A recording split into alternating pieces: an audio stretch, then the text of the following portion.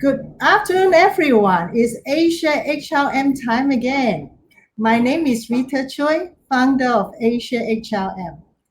Asia HLM is an Asian human resources community whereby we help our human resources professionals resolve their work issues, challenges in a caring atmosphere. Recently, we have come up with the slogan of Asia HLM, which is we care to share and we share to care. And because of our care, we organize different type of activities for our members. Besides providing them with a platform for sharing and exchanging human resources ideas, we also organize activities such as the monthly sharing sessions, as well as the COVID-19 survey, which will be coming up very soon. And today, there's no exception. We have organized a book event launch session for Mr. Raj Agora, who is the Sales Capability Head for Asia Business Unit at PepsiCo. He's currently domiciled in Bangkok. He has recently published a book called Sales Extra Strategy, with a focus on practical aspects of building a human resources plan for a sales team, especially in the consumer product sectors. He's a professional of over a decade of human resources management experience. Before we have an interview with him, to know him better and also to know his book better, I would like to welcome all the participants today to have joined us. And do feel free to write your questions in the chat box. And we will show your questions and then let Mr. Raj to answer them. Okay? And also for the first 15 people who have shown up at the session today, plus those who have registered with us, will be given a free download of his electronic copy of the book on the 10th of June. And we will be in touch with you for the details. So without further ado, I would like to introduce you to our big man of the day, Mr. Raj Agara, who is going to tell us more about himself and also his book. Raj, please. Thank you, Rita. Firstly, thanks to Rita, Foster, and Asia HRM for agreeing to host my book launch event live on YouTube. Thank you so much, Rita. Thank you so much, Foster. Secondly, thank you so much, my friends and colleagues, for joining on YouTube. It's a proud moment for me, and I'm sure it's a proud moment for all my friends who have supported me to write this book and now to launch it. Hello, everyone. I'm Ritesh Agarwal. I am the author of the book Sales HR Strategy. I come from the city of Joy, Kolkata, which is in the eastern part of India. I had done my education in India. I'm an engineer as far as my graduation is concerned. And then I did my MBA in Human Resources from XLRI Jamshedpur. After my MBA, I have been working with one of the largest foods and beverages company called PepsiCo. And over the last decade, I have had taken multiple HR leadership roles in the company. This is my learnings and experience. I'm proud to launch my book, Sales HR Strategy, which focuses on designing and implementing right HR processes to manage the sales team for any company. I look forward to interacting with all of you today and even beyond as we move ahead. Thank you. Okay, thank you, Mr. Raj. So I wanted to know, as you know, for HR, there are different type of functions and different type of topics. Why did you pick this one for your book? Well, the easiest answer to this is because this topic is very close to my heart. I have been planning to write a book on this topic for quite some time now, and it's just that I found, the motivation to compile all my learnings, my experiences of interacting with the sales team now in form of this book. Now, if you see, right from the moment we wake up in the morning, we come across many people who are trying to sell a lot of things to us. So, interacting with sales leaders and sales team is something which all of us do regularly. From an organization point of view, it becomes even more important, especially during these challenging times, to have the right processes to manage the sales team. And that's where I thought that my aspiration or my dream of writing a book on this topic matches well with what is the need of the hour. So that's how this book has been written, and I'm very optimistic that any leader, whether in HR or in sales or in business, would appreciate the practical aspects mentioned in this book. I see. Okay. So as you know, in a book, especially in your book, there are a lot of takeaways, right? But if we really want to take one very important message or one tip from your book, what would that be? Very good question, Rita, and a very tough one. Actually, this book has many important aspects which needs to be considered. And there cannot be just one size fits all when we are talking about formulating or designing a HR strategy for the sales team. However, in my opinion, not one, but I think two things are very important. And any HR professional will agree that hiring and firing, or hiring and resignation, or attrition management are the two most important HR processes for any organization. So if there is one or two more most important learnings which anyone can have by going through this book, is to how to manage the hiring and the attrition or the separation part of the employee from the organization from this book. I see, I see. While you're talking about hiring, right? You know, as an HR practitioner, it's always a headache for us to find the right people from the market. Is there any tips that you can give us so that you can remove this headache for us? Great. So, in fact, one of my first few chapters focuses on hiring and the the way to hire the right people. See, what happens is generally, as far as sales team is concerned, any HR business partner or any talent acquisition manager is always under pressure of time to hire the right candidate for the organization. In that particular time pressure, it is very important to have the right approach towards hiring. And this right approach starts by first deciding the job description of the role. And this is where many of the organizations don't do justice. I have seen that in many organizations the job description exists, but they are mostly outdated or they are not updated as per the current requirements and needs of the organization.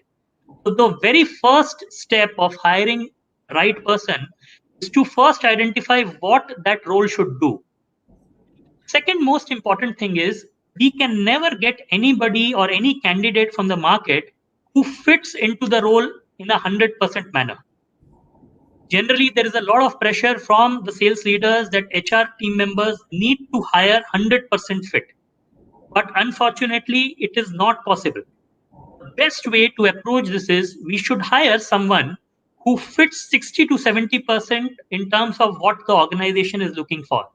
And then have the right processes of onboarding, training, performance management, incentive management to fill in that gap of 30 to 40% over a period of time.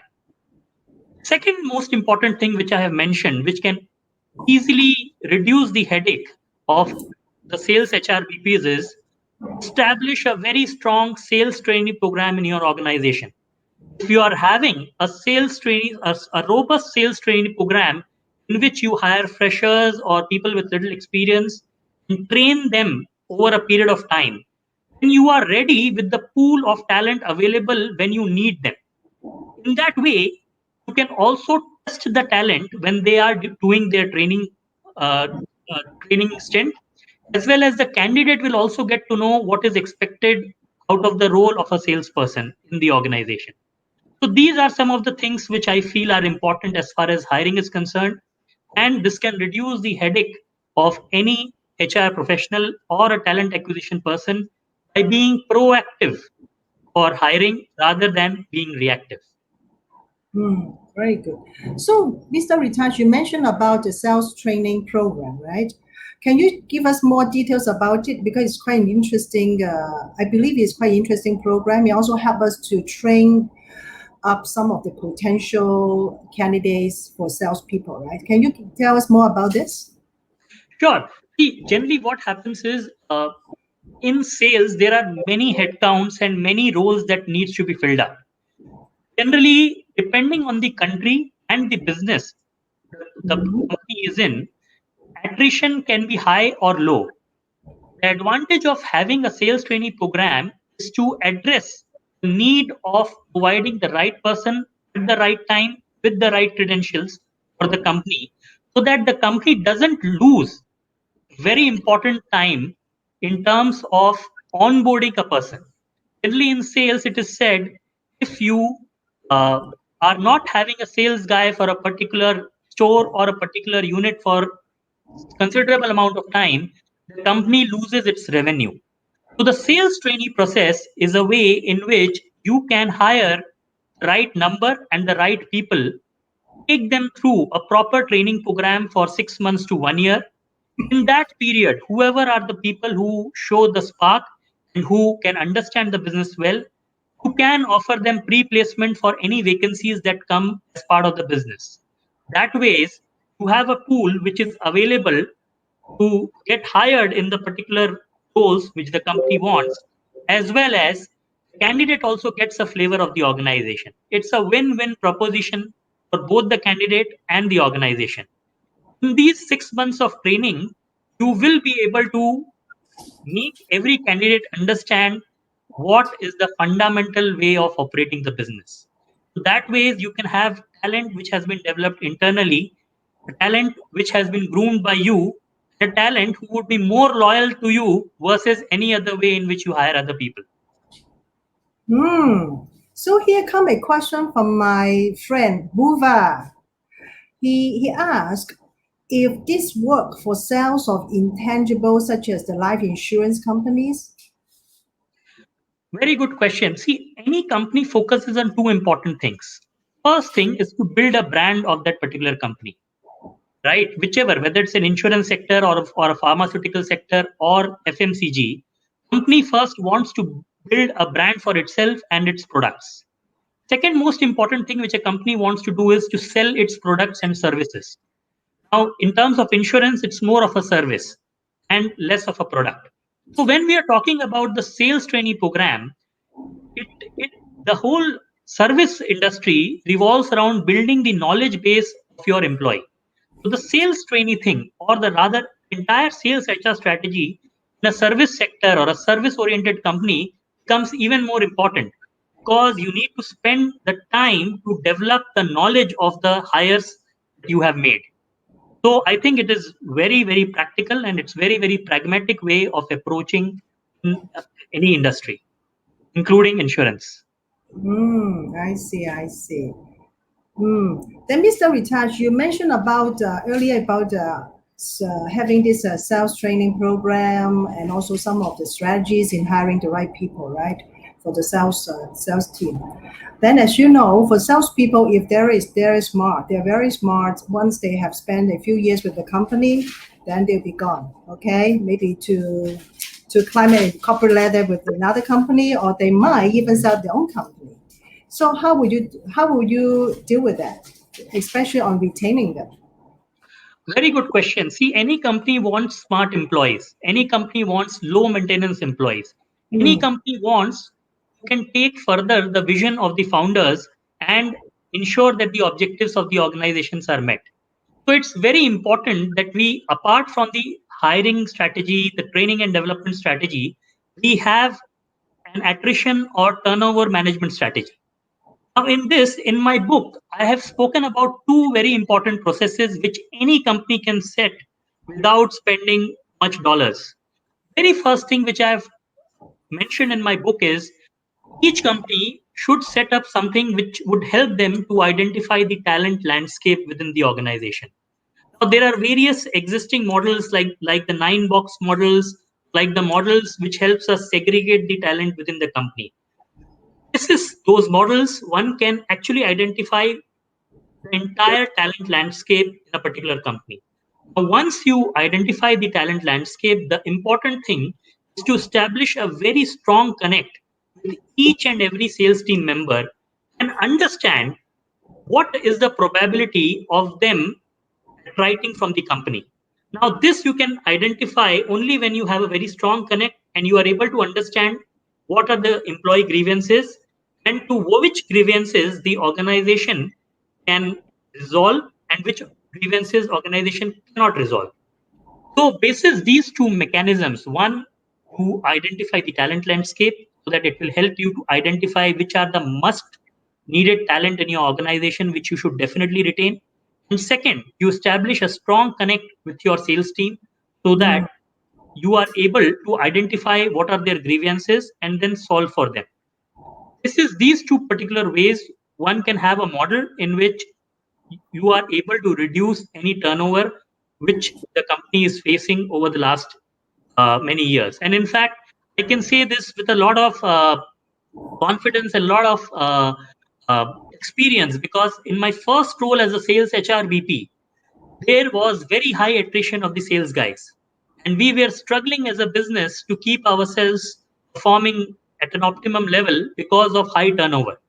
So this particular HR process of attrition management is very close to my heart. And my book has more details of what I just mentioned. Ultimately, each company is defined not only by its vision, it is defined by the talent that they are able to hire and the talent they are able to retain while running the company. So, Mr. Richard, I like the word that you mentioned about connect, right? You need to connect with people so that you know about their grievances and so forth. So, on that, do you have any tips or interesting stories that you can share with us on how to connect with the people? Very good point.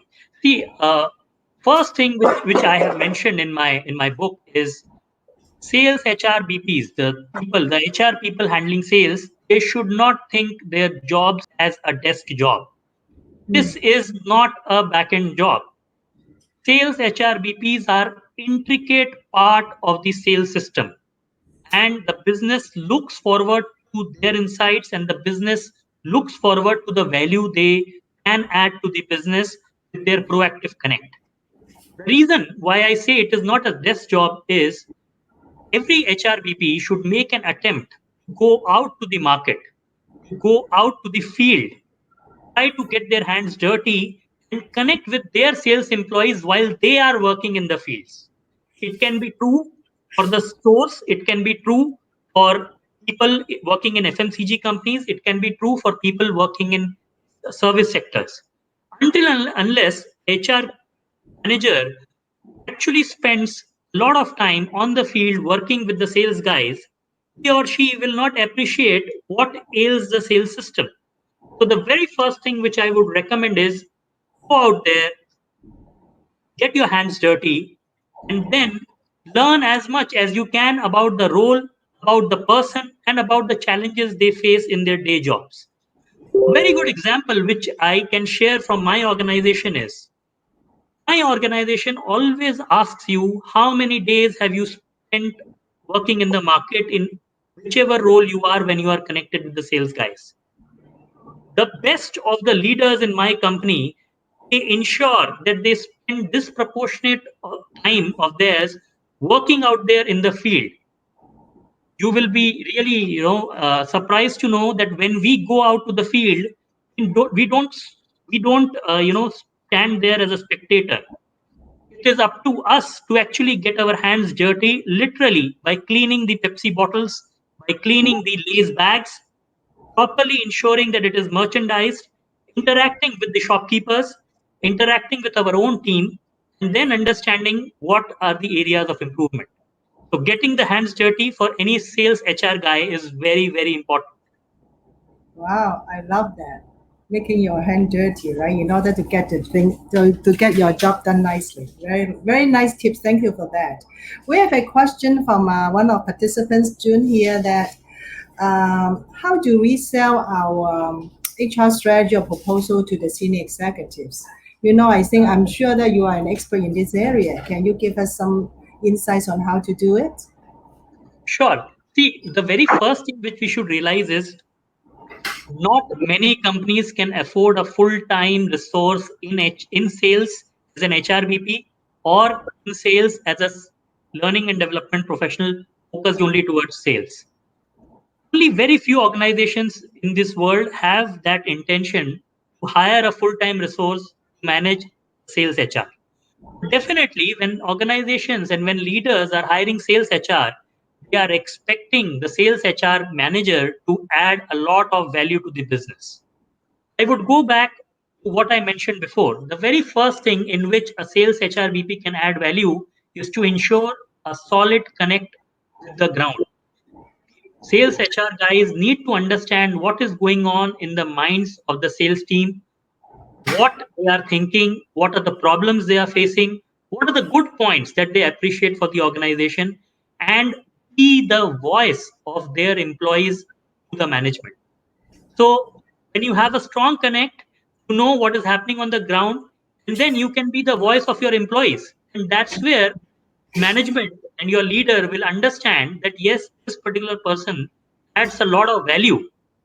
Second Mm. most important thing is, like I said, see, any sales guys need to have the right talent. Sales HRBPs can add a lot of value by ensuring the proper HR systems are designed right from recruitment till separation.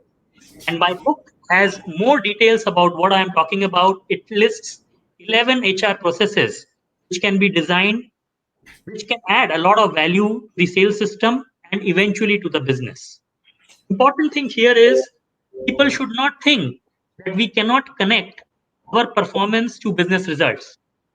There are many tools mentioned in this book which can help you actually connect the effort that any sales HR puts in and the revenues which can be earned by the organization because of the proper HR processes. You can read my book to know more about it. Wow. So another question is, how do we align with top management on hiring strategy? How do we align with the top management on hiring strategy? Very good point. See, generally what happens is we can bring two sorts of information on the table. First information is our understanding of what is happening on the ground and what can be improved. Second most important is are the numbers. And when we are talking about the numbers, we need to have those numbers which impact the business directly. Number of headcount, number of attrition, hiring speed, employee engagement scores, the impact of training on revenues through training evaluation are some of the KPIs or some of the hard facts on the table which any HR manager can bring and accordingly align the management basis the understanding and basis the hard numbers on the ground. Very important example could be if a territory is vacant versus if a territory is filled, what's the difference in the revenues that come? And that's where you can add that if you hire a person for that territory, what can be the delta or what can be the change in revenues which can get impacted just because you are hiring the right person. That's how you can build more value. That's how you can add your substance to the entire business. Very great sharing. Then just a question. Then a sales guy can join HR? So to be honest, in my current role, I am not part of the HR team. I am part of the sales team. So a person is sitting right in front of you who is from HR doing or working in the sales team. And I'm sure in many organizations, sales team members can also join HR. Why not? See, at the end of the day, both the sales and the HR are important functions in any business.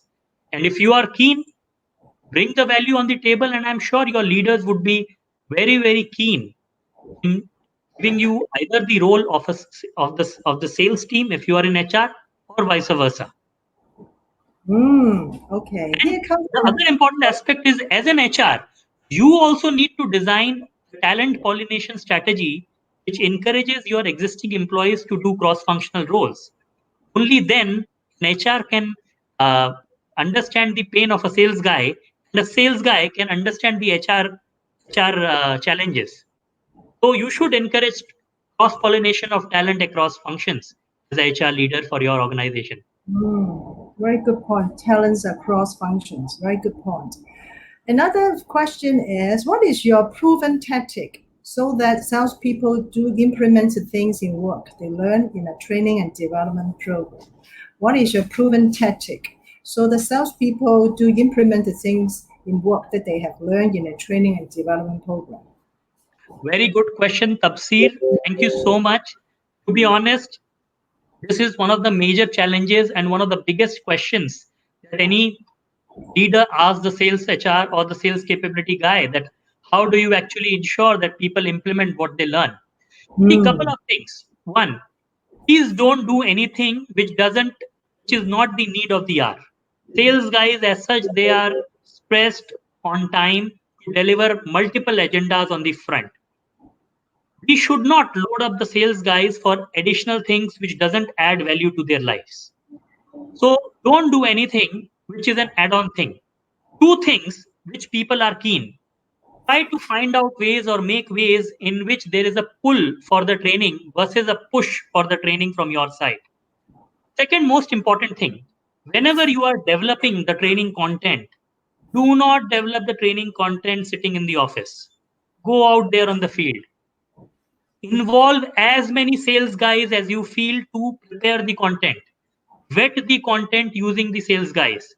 Only after they are happy with the content, only then roll it up. Third thing, whenever you are doing a training program, ensure that you communicate the objective of the training program. Tell them that they will be monitored for the KPIs that will get impacted as part of the training.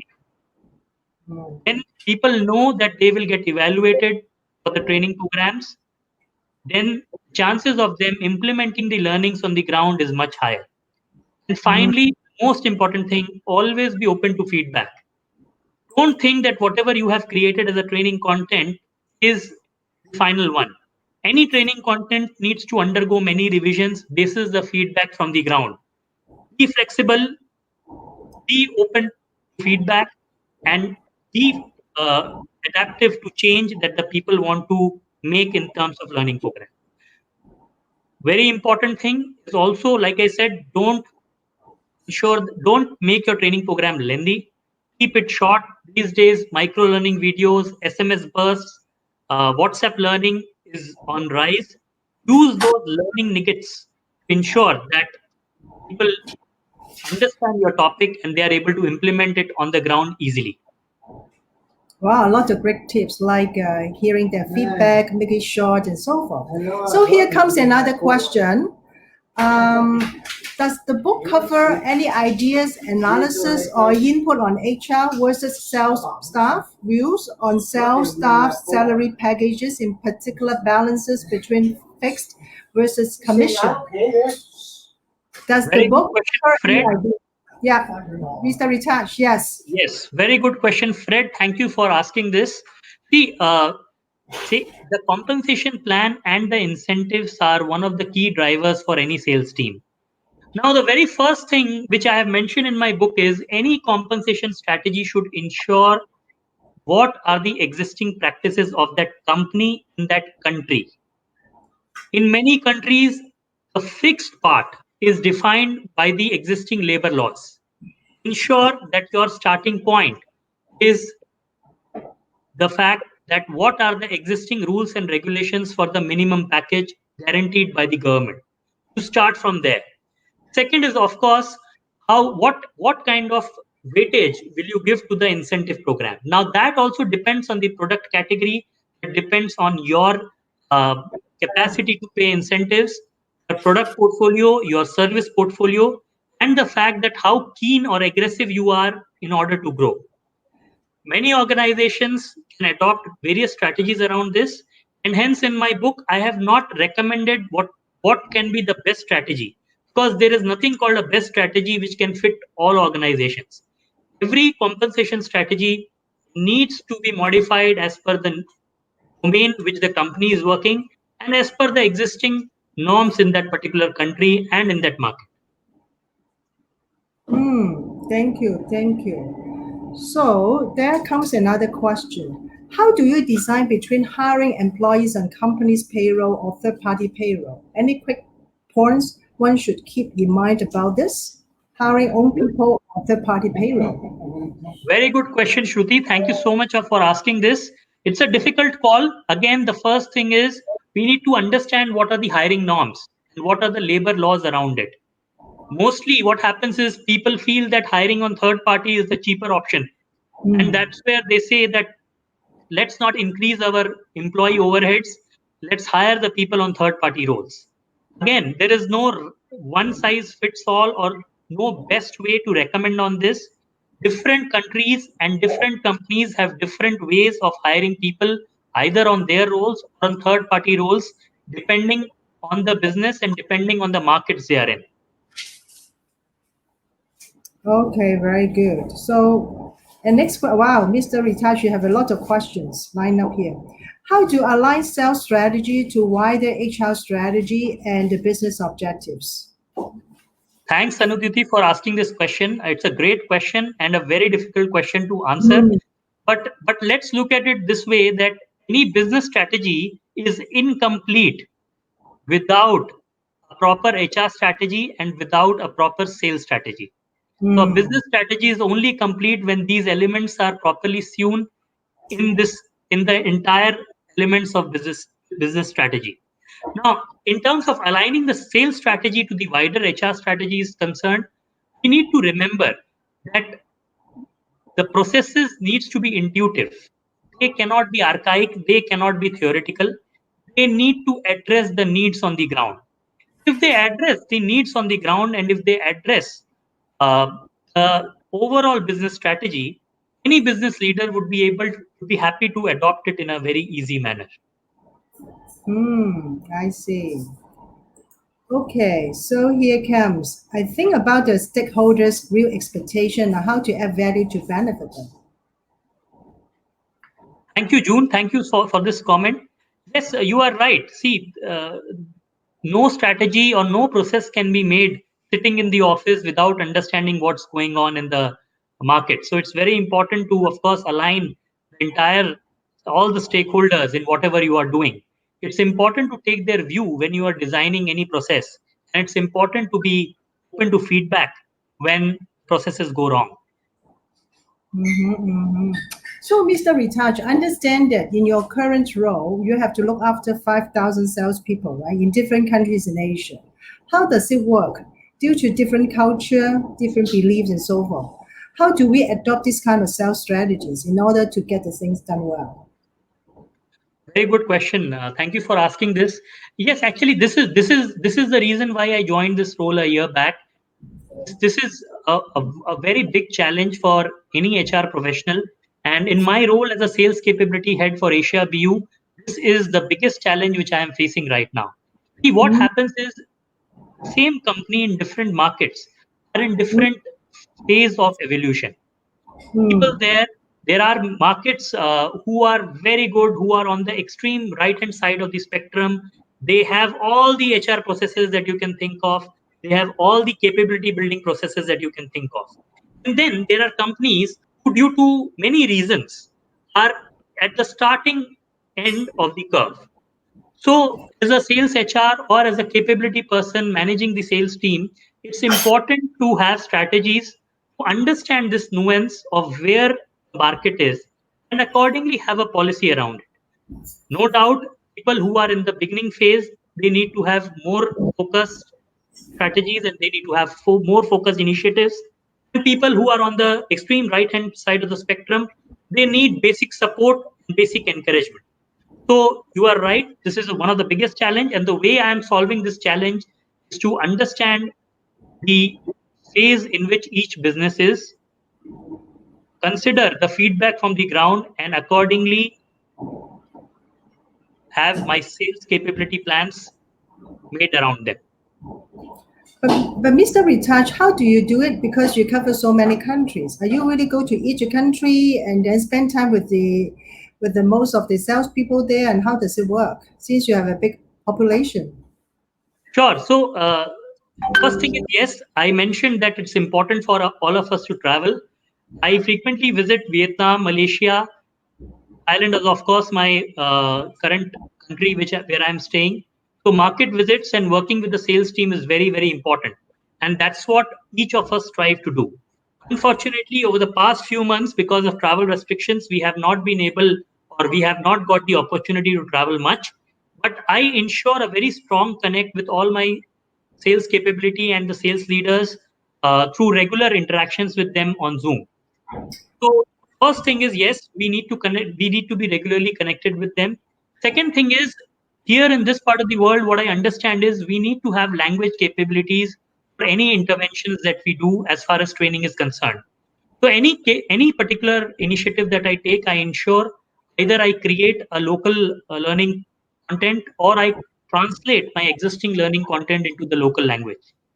Third is, of course, the reach.